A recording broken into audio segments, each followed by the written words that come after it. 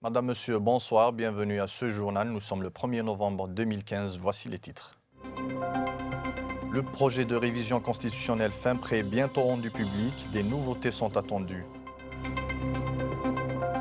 La place et le rôle de la jeunesse, des priorités dans la future constitution. Mise en œuvre en 2016 d'une feuille de route pour développer l'apiculture selon le ministre de l'Agriculture, M. Sid Ahmed Farouki. Et enfin, crash de l'avion russe en Égypte, attentat ou accident, les enquêteurs tentent de répondre à la question. Les projections contenues dans le projet de révision constitutionnelle énoncé samedi par le président Abdelaziz Bouteflika préfigurent une vie politique plus ouverte, protégée par des mécanismes constitutionnels inédits. Les indications fournies par le président Bouteflika dans son message à l'occasion du 61e anniversaire de la Révolution prévoit, entre autres dispositions, une revalorisation de la fonction de contrôle dans un mécanisme indépendant de surveillance des élections, un rôle plus actif pour l'opposition parlementaire, un élargissement des espaces de liberté et des garanties à l'exercice démocratique.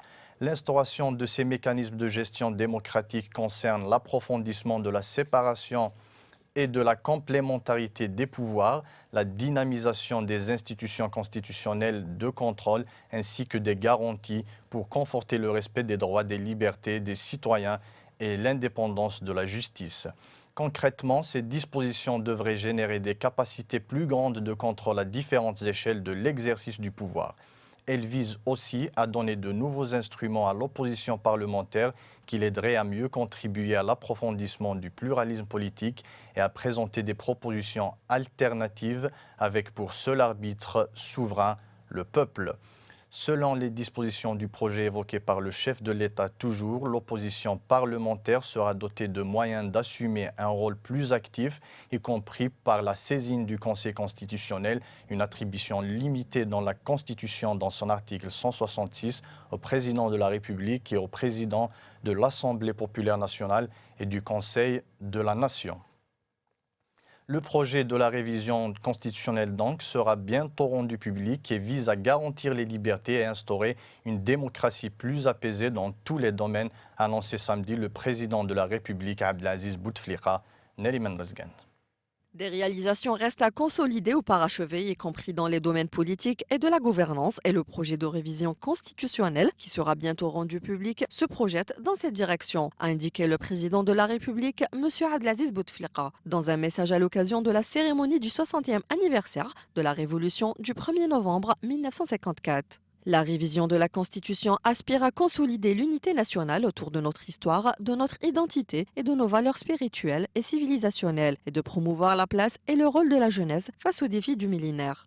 Elle ambitionne également à travers les garanties nouvelles proposées de conforter le respect des droits et libertés des citoyens ainsi que l'indépendance de la justice. Le président de la République a souligné que la même approche guide aussi l'approfondissement de la séparation et de la complémentarité des pouvoirs, en même temps que l'opposition parlementaire sera dotée des moyens d'assumer un rôle plus actif, y compris par la saisine du Conseil constitutionnel. Le président Bouteflika a relevé dans ce message que la dynamisation des institutions constitutionnelles de contrôle, tout comme la mise en place d'un mécanisme indépendant de surveillance des élections, participe d'une même volonté d'affirmer de garantir la transparence dans tout ce qui est relatif aux gros enjeux économiques, juridiques et politiques dans la vie nationale. J'espère que cette révision constitutionnelle contribuera à l'affirmation d'une démocratie plus apaisée dans tous les domaines, ainsi que davantage l'épanouissement des énergies des acteurs politiques, économiques et sociaux du pays, au service des intérêts de notre peuple, le peuple qui est le seul arbitre souverain de l'alternance au pouvoir, a-t-il souligné. Élevé ces dernières années au rang de priorité nationale, la promotion progressive de la place des jeunes est en passe de franchir une étape déterminante avec le projet de l'inscrire dans la Constitution pour la rendre à la fois indubitable et irréversible. Neriman Razgan, encore une fois. Le projet de révision constitutionnelle attendu pour bientôt incarne la volonté de promouvoir la place et le rôle de la jeunesse face aux défis du millénaire, a déclaré le président de la République, M. Abdelaziz Bouteflika, dans un message à l'occasion du 61e anniversaire du déclenchement de la Révolution du 1er novembre. La volonté de graver cet objectif stratégique dans la loi fondamentale apparaît comme une volonté de conforter le passage générationnel, porteur de renouveau et conforme aux réalités et exigences de notre temps dans un pays où plus de la moitié des 39 millions d'habitants est constitué de jeunes âgés entre 15 et 25 ans. À la faveur du rajeunissement des cadres gestionnaires des entreprises étatiques, j'ai grand espoir que la jeune génération puisse concourir activement à l'édification d'une Algérie développée, mue par le même esprit qui a animé leurs aînés qui ont libéré l'homme et la terre, a souhaité le président de la République dans le même message. Avec la promotion de la génération de l'indépendance à de hauts niveaux de responsabilité dans de nombreuses institutions étatiques, l'emploi des jeunes a constitué ces dernières années avec l'habitat et les infrastructures de base la véritable obsession des pouvoirs publics.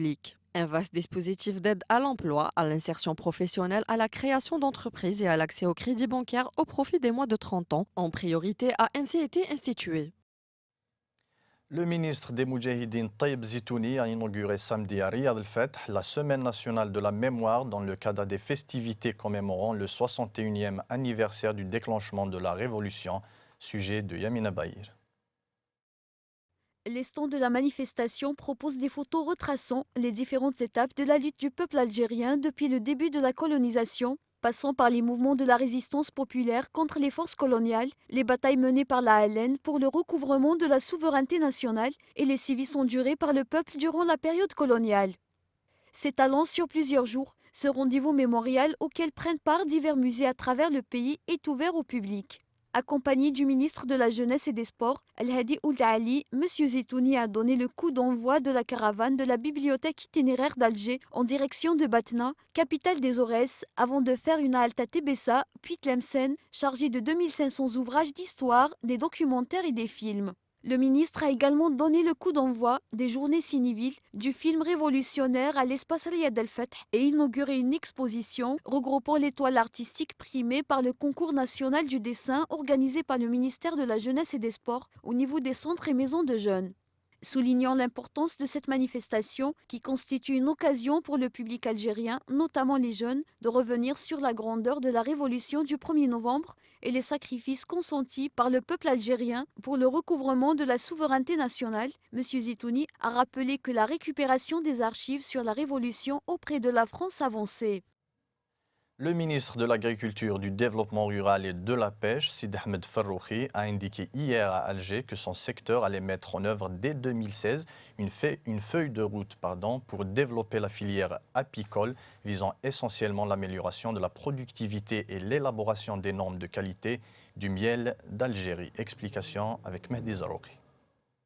Cette feuille de route permettra de consolider les efforts consentis dans le développement de la filière et définir notre vision future concernant l'amélioration de la qualité de nos produits apicoles, a affirmé le ministre lors de sa rencontre avec des apiculteurs en marge de la Foire nationale du miel, qui s'est tenue du 22 au 31 octobre à Alger. Suite à des réunions de concertation avec les différentes organisations et associations professionnelles, le ministère a désigné des groupes de réflexion chargés de faire des propositions portant l'amélioration de la productivité et de la qualité du miel en prévision d'exporter vers le marché international. Parmi ces axes, M. Ferroukhi a cité la création d'un laboratoire d'analyse et de contrôle de la qualité et l'élaboration de normes et paramètres afin de faire connaître le miel d'Algérie. Le ministre a soutenu que l'apiculture avait connu un développement important durant ces 15 dernières années, aussi bien en quantité de production qu'en nombre d'apiculteurs qui dépasse 30 000 professionnels. La production nationale du miel a atteint environ 56 000 quintaux cette année, en baisse par rapport à 2014 qui était à 59 000 quintaux, l'objectif étant d'arriver à 100 000 quintaux d'ici 2020. International, accident ou attentat, l'enquête a démarré ce dimanche pour déterminer les causes du crash de l'avion de touristes russes dans le désert égyptien du Sinaï, où le périmètre des recherches s'est élargi pour retrouver les corps des 224 passagers. Yamina Bahir. La Russie a décrété une journée de deuil national et ouvert une enquête sur le tour opérateur. Les autorités égyptiennes avaient annoncé samedi avoir trouvé débris et corps dans un cercle s'étendant sur 8 km de rayon, ce qui, selon des experts, indiquait a priori que l'Airbus A321-200 de la compagnie russe Metrojet n'avait pas touché le sol en un morceau, mais s'était disloqué ou avait explosé en vol. 163 corps ont déjà été retrouvés sur les 217 passagers et 7 membres d'équipage.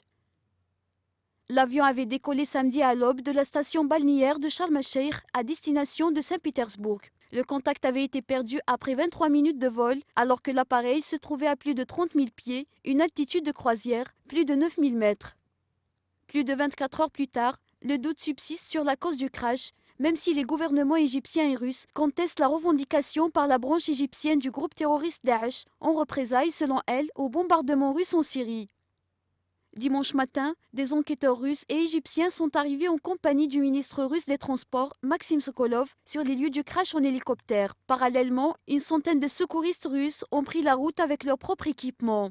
Une enquête a aussi été ouverte en Russie et les locaux de la compagnie et du tour opérateur perquisitionnés. Tandis que les enquêteurs de France et d'Allemagne sont attendus dimanche en Égypte, une procédure habituelle pour tous les incidents impliquant un Airbus, les deux pays étant les principaux membres du consortium européen qui le construit. Syrie, l'émissaire de l'ONU Staffan de Mistura est arrivé aujourd'hui à Damas, Turquie. Les Turcs votent dans un climat tendu. En Somalie, au moins 12 morts dans l'attaque d'un grand hôtel. Et en Grèce, un nouveau naufrage à Samos, au moins 11 migrants morts dont 6 enfants. C'est le monde d'aujourd'hui en bref avec Yamina Bahir. L'émissaire des Nations Unies pour la Syrie, Staffan de Mistura, s'est rendu ce dimanche à Damas où il s'est entretenu avec le ministre syrien des Affaires étrangères, Walid Muallem, a indiqué un responsable onusien. L'émissaire doit informer les dirigeants syriens des détails de la conférence de Vienne sur la crise syrienne qui s'est tenue vendredi en présence de 17 pays. Cette conférence, qui a achoppé sur de nombreux points dont le principal est le sort du président Bachar al-Assad, a appelé l'ONU à réunir des représentants du gouvernement et de l'opposition syrienne pour un processus politique conduisant à une transition crédible, inclusive et non sectaire, suivie par une nouvelle constitution et des élections. Quelques 54 millions d'électeurs turcs ont commencé à aller voter ce dimanche pour des législatives très tendues. Jusqu'au bout, le président Erdogan a appelé samedi à l'unité nationale et appuyé le Premier ministre Ahmed Davutoglu en campagne pour son parti AKP. La campagne électorale s'est déroulée dans une atmosphère très tendue, marquée par le double attentat d'Ankara et les violences entre les forces de sécurité et le PKK. La Turquie a besoin d'un gouvernement fort et malin en cette période critique, a lancé Ahmed Davutoglu la veille du scrutin. Mais pour l'instant, les sondages prédisent un score de l'AKP entre 40 et 43%, soit quasiment le même qu'en juin dernier, ce qui l'empêcherait de gouverner seul. Au moins 12 personnes ont été tuées ce dimanche dans l'attaque d'un grand hôtel de la capitale somalienne, Mogadiscio, par des Chebabs qui ont utilisé un véhicule bourré d'explosifs pour se frayer un chemin à l'intérieur de l'établissement. Les insurgés Chebabs, affiliés à Al-Qaïda, ont revendiqué l'attaque qui a eu lieu à l'aube dans l'hôtel Sahafi, fréquenté par des parlementaires, des fonctionnaires et des hommes d'affaires. Les Chebabs ont affirmé qu'ils étaient encore en train de se battre à l'intérieur de l'hôtel, mais la force militaire de l'Union africaine en Somalie, AMISOM, a assuré avoir sécurisé le bâtiment. Au moins 10 migrants, dont 2 enfants et 4 nourrissons, ont été retrouvés noyés dimanche dans la cabine de leur embarcation qui a chaviré à l'approche de l'île grecque de Samos, dans l'est de la mer Égée, a-t-on appris auprès des gardes-côtes grecs. Selon les autorités, 10 personnes ont été retrouvées mortes dans la cabine d'un bateau en provenance des proches côtes turques qui a chaviré à juste 20 mètres des côtes de Samos. Ce nouveau drame vient de s'ajouter à une dizaine de naufrages qui ont eu lieu depuis lundi au large des îles grecques de Lesbos, qui ont fait une soixantaine de morts, dont plus de 28 enfants. Sport football, l'USM Alger est complètement passé à côté de son sujet lors de la finale allée de la Ligue des champions d'Afrique de football disputée ce samedi au stade Omar Hamadi. Les Rouges et Noirs ont été nettement dominés par les Congolais du TP Mazembe en s'inclinant par 2-1 et rendant presque impossible le rêve de remporter le titre africain. Commentaire de Mehdi Zarouki. Après le traditionnel quart d'heure d'observation, l'USM Alger a pris le jeu à son compte en se montrant dangereuse la première. À la 17e minute, les Rouges et Noirs étaient à un cheveu d'ouvrir la marque après un cafouillage dans la défense congolaise. La réponse du TP Mazembe a été immédiate. 2 minutes plus tard, Samata arrive à fausser compagnie à la défense des Algérois pour adresser une frappe lourde bien détournée par Zimamouche. Le premier but de cette partie a été inscrit à la 27e minute suite à une touche anodine. Le milieu de terrain international zambien, Renfort Kalaba, contrôle de la poitrine et enchaîne avec une superbe frappe lobée. Alors que tout le monde s'attendait à une réaction des gars de Soustara, c'est les Congolais les plus plus volontaires qui se sont mis en évidence à l'image de Sinkala qui a failli doubler la mise à la 36e minute, si ce n'est l'intervention du portier Smith. À 1 minute du terme de la première période, le buteur de TP Mazembe, Kabala, a été expulsé en se rendant coupable d'un geste d'anti-jeu à l'encontre d'El Orfi. En seconde période, à la 66e minute, l'arbitre égyptien du match, Djihad Jirisha, siffle un penalty en faveur du TP Mazembe après une faute de main d'El Orfi qui lui vaudra un second carton jaune synonyme d'expulsion. Kimwaki s'est chargé d'exécuter la sentence, mais Imamouche, homme du match côté USMA, repousse la balle mais pas l'inévitable. En effet, et après plusieurs tentatives, le TP Mazembe double la marque par Samata à la 77e minute sur penalty suite à une grossière faute du capitaine des Rouges et Noirs, Khoualed, dans la surface de vérité. Dans un dernier sursaut d'orgueil, les protégés de Hamdi ont réussi à réduire l'écart par l'entremise de Sougar à la 88e minute.